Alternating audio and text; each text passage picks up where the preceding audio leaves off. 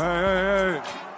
Alright, I don't want to overreact a whole bunch because it's only been one game. Blowouts, they happen in the NBA. You never want it to happen to your team, but it's just inevitable that you're going to get blown out at some point during an 82 NBA game season. But with that being said, I am very, very worried about how the Dallas Mavericks came out the gates for this year. Because there are a lot of easy things that you could take from this game that, the Hawks are just a very good basketball team. The Mavericks had a very poor shooting night. Luka Doncic usually gets off to a pretty slow start every season that he's played in so far, so there are certain minor excuses that could be made for how this first game turned out. But at the same time, you look deeper into how the Mavericks played, and there's nothing for me to be excited about or latch onto that makes me excited and makes me want to see more of this Dallas Mavericks team as the season goes on. And that's because a lot of those things happen to be because of the new head coach with Jason Kidd and just the lack of effort, it feels like, from the front office to do anything to help this team get closer to an NBA championship. And I guess I'll start with Luka Doncic because, those of you who have followed this channel for quite some time now, you probably will understand that I've been on the Luka bandwagon ever since I first saw him play in the EuroLeague, the year before he got drafted. I've just been insanely in love with the way he plays the game of basketball since then. And I point this out to say that I've watched a whole lot of Luka Doncic basketball over the past couple of years. In watching that opening night game against the Hawks, he just did not look like the same Luka that I'm used to watching year after year. And again, the point can be made that Luka is one of those players who typically gets off to a slower start at the start of every NBA season, but still, it was weird to not see him be as aggressive as he usually is in the first half of basketball games. For the most part, I feel like he does a majority of his damage within the first 24 minutes, and then he'll usually play more of a playmaking role in the second half and hit clutch buckets at the end, because that's what Luka does. But this game certainly felt different, and it might have just been because the Hawks, again, are just a good team. They're a very good defensive team that probably had a good game plan on how to slow down Luka Doncic. But I can't help but shake the feeling that Luka just didn't feel like Luka in this game, and I think that might have something to do with the way that Jason Kidd has his team playing basketball. Because for starters, Kidd made an effort to get more of Luka Doncic playing off ball on the offensive side of the court. And while I understand the thought process behind that, the Mavericks just don't have the roster to be suitable enough to run that type of an offense. I think it can work well when Jalen Brunson and Luka are sharing the backcourt together because Jalen Brunson is a very capable point guard that can run an offense and play make and help get Luka open. But when you have a starting lineup where it's Luka paired with guys like Tim Hardaway Jr., Dorian Finney-Smith, Kristaps Porzingis, and Dwight Powell, there is no other playmaking in that lineup outside of Luka Doncic, so it just makes zero sense to make him play off ball when those lineups or those types of lineups are on the court together. And another issue that I had with the Jason Kidd offense, and to be honest, I wasn't aware of this until after the game. I saw someone tweet about it, but apparently Jason Kidd is making an emphasis on shooting more mid-range shots. And I don't want to knock the mid-range shot because as much as the analytics people have been going at it in recent history in the NBA, it's really not a bad shot.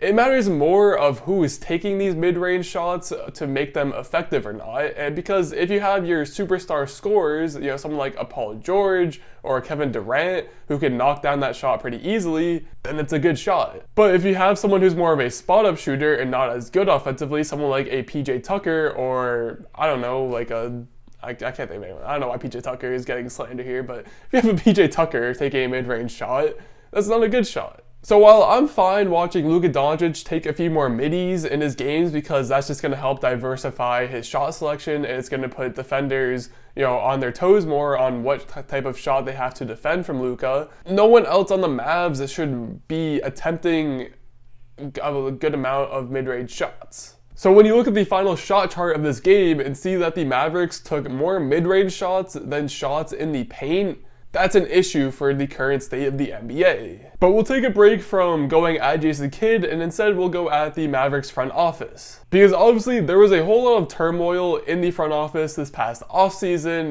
Luka and Rick Carlisle obviously had their falling out. But the point I'm trying to get at is Mark Cuban made a point to try and get better talent to surround his 22-year-old franchise, potentially league MVP player Luka Doncic, to help him go out and win games. All they ended up getting was Sterling Brown and Reggie Bullock for the bench. Which, nothing against those guys, I think they were great additions. I've talked about them in the past being good on the margin additions, but when you look at this Mavericks team, they're in need of a bigger move.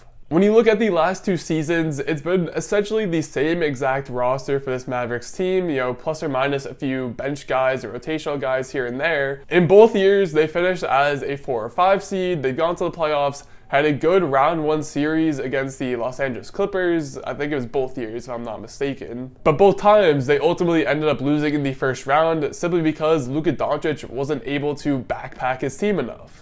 They've been too reliant on Luka Doncic, and while he's been able to deliver, they've also been too reliant on Kristaps Porzingis to be a qualified second scoring option, which just has not been the case for the past couple of years. It's never been the case for his entire career, really, if you want to look back that far. They've also been able to get some pretty solid performances out of Jalen Brunson and Tim Hardaway Jr. in the scoring game, but both those guys are not someone that you can rely on to, again, be a second or even third scoring option, really. So because of all of that, every single time that Luka Doncic has made the playoffs in his young career, it just ended in really, really frustrating ways because this Mavericks team, I think everyone agrees that they have one of the best players in the league, one of the best rising stars in the league, and they have at least the potential to be a really good team, yet year after year, they disappoint and make it absolutely nowhere in the playoffs. And so now we have an offseason full of turmoil. We have Mark Cuban saying that he wants to actually make moves to get this team better and make a better,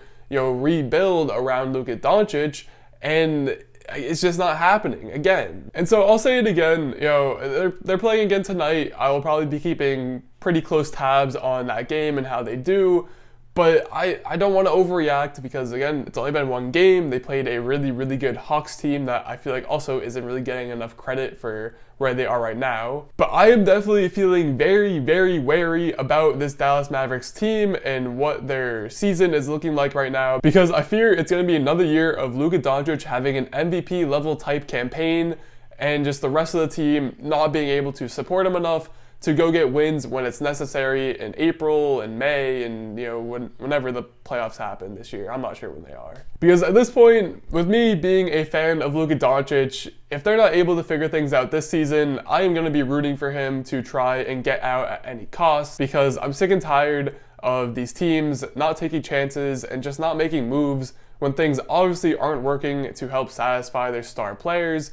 And for some reason, people continue to side with the franchises in these scenarios, when in reality, they just don't seem to care about winning basketball with their star players when they have the chance. So I'll end the video by saying this: I'm not officially out on the Dallas Mavericks. I don't know when I'll be out. It probably won't be for a couple of months if this trend continues, but I'm certainly on the decline. I'm starting to sell off a little bit of my stock, and I think y'all should too. And if you've made it to this point in the video, then congratulations, you're a real one. Now, if you enjoyed this video, maybe think about hitting the subscribe button. It should be somewhere in this general direction. Or if you're not sure yet, maybe check out another video which should be in this general direction. Either way, thank you for watching.